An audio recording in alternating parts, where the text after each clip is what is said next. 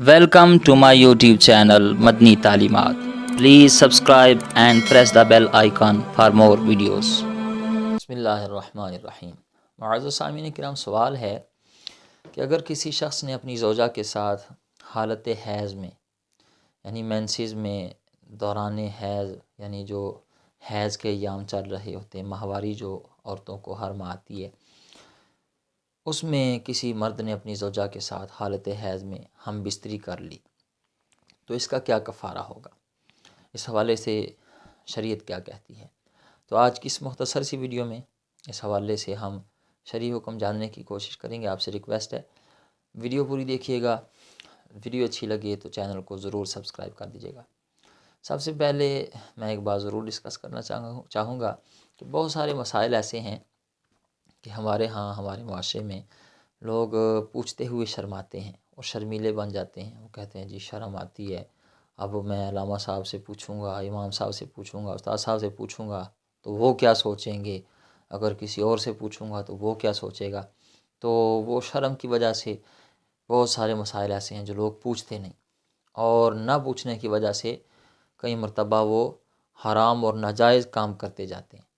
لا علمی میں پوچھتے نہیں ہیں اور نہ پوچھنے کی کوشش کرتے ہیں شرم کی وجہ سے. جی مجھے شرم آتی ہے. ہاں جی، یاد رکھیں جب بھی دینی مسائل پوچھنے کی باری آئے تو اس میں شرم محسوس نہیں کرنی چاہیے.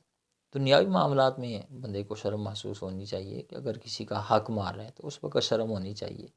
کسی کے ساتھ ظلم کر رہا ہے، زیادتی کر رہا ہے، کسی سے قرضہ لے کر وہ دبانے کی کوشش کر رہا ہے، کسی کی زمین دبا رہا ہے، کسی کا گھر دبا رہا ہے، ہاں جی، تو اس طرح کا کوئی معاملہ تو وہاں شرم ہونی چاہیے. دینی مسائل پوچھنے میں کوئی شرم کوئی جھجک نہیں ہونی چاہیے. بلا جھجک آپ پوچھیں، اپنے استاد صاحب سے پوچھیں، علامہ صاحب سے پوچھیں، آپ کسی بھی جو جانتا ہو ان مسائل کو، دینی مسائل کو، اس سے پوچھیں اور ضرور پوچھیں گے نہیں تو کیسے پتہ چلے گا. ہاں جی، اور یہ شرم والی بات یہ تو سمجھ میں نہیں آتی. جو مجھے شرم آتی ہے، شرم یاد رکھیں نبی پاک صلی اللہ تعالی وسلم سے زیادہ شرمیلا کون ہو سکتا ہے؟ ہاں جی، آقا کریم صلی اللہ تعالی وسلم کے بارے میں حضرت عائشہ صدیقہ ام المؤمنین، حضرت عائشہ صدیقہ رضی اللہ تعالیٰ فرماتی ہیں کہ آقا کریم صلی اللہ تعالی علیہ وسلم عرب کی کنواری لڑکیوں سے زیادہ شرمیلے تھے، لیکن اس کے باوجود جب کوئی دینی مسائل کو بیان کرنے کی باری آتی، سمجھانے کی باری آتی تو بالکل واضح طور پر صحابہ کرام کو ان مسائل سے آگاہ کیا، سمجھایا، بتایا، وہاں کوئی شرم محسوس نہیں کی. ویسے نبی پاک صلی اللہ تعالی وسلم عرب کی کنواری لڑکیوں سے زیادہ شرمیلے تھے، لیکن دین میں کوئی شرم نہیں. آپ پوچھیں، آپ استاد صاحب سے پوچھیں، علامہ صاحب سے پوچھیں، اس میں کوئی حرج نہیں اور کوئی شرم محسوس نہیں کرنی چاہیے. اب آتے ہیں سوال کی طرف کہ زوجہ کے ساتھ اگر حالت حیض میں کسی خاوند نے ہم بستری کر لی تو اس کا کفارہ کیا ہوگا؟ تو یاد رکھیں، سب سے پہلے ایک بات یہ ضرور یاد رکھیں کہ حالت حیض میں اپنی زوجہ کے ساتھ ازدواجی تعلق قائم کرنا، ہم بستری کرنا، یہ ناجائز اور حرام ہے، اور قرآن پاک میں اس کی حرمت بیان کی گئی ہے، اور احادیث متواترہ کے اندر بھی اس حوالے سے ممانعت موجود ہے کہ حالت حیض میں شوہر اپنی بیوی کے قریب نہ جائے. حالت حیض میں بیوی کے ناف کے حصے سے لے کر گھٹنے تک اس سے فائدہ اٹھانا ناجائز ہے. اب اگر کسی نے حالت حیض کے دوران بیوی کے ساتھ ہم بستری کر لی تو اس کا کفارہ کیا ہوگا؟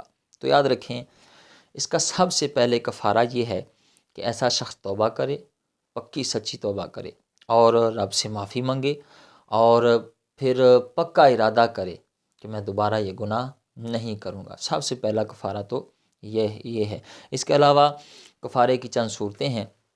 پہلی صورت یہ ہے کہ اگر کوئی شخص جانتا تھا کہ اس کی بیوی حالت حیض میں ہے اور حیض کے مینسز کے وہ ابتدائی دن چل رہے تھے، ابھی مینسز شروع ہی ہوئے تھے، اور جاننے کے باوجود اس نے ہم بستری کر لی، تو اس کا کفارہ یہ ہوگا کہ 1 دینار صدقہ کرنا ہوگا. 1 دینار کی قیمت 2 تولہ 7.5 ماشے چاندی کی ہے، یعنی اس کی جو قیمت بنتی ہے وہ ادا کرنا ہوگی. اب دوسری صورت یہ ہے کفارے کی کہ کوئی شخص جانتا تھا کہ عورت ایام حیض میں ہے، مینسز کے دن چل رہے ہیں، لیکن حیض کے آخری دنوں میں، ابتدائی دنوں میں نہیں، آخری دنوں میں اس نے اپنی حائضہ بیوی کے ساتھ ہم بستری کر لی، تو پھر اس کا کفارہ یہ ہوگا کہ وہ آدھا دینار صدقہ کرے گا۔ ہاں البتہ یہاں یہ بات ضرور یاد رکھیں، یہ جو کفارہ شریعت نے مقرر کیا ہے یہ کوئی فرض واجب نہیں ہے، ایسا نہیں ہے کہ آپ نے ضرور ہی ادا کرنا ہوگا، فرض واجب نہیں ہے، یہ ایک مستحب عمل ہے۔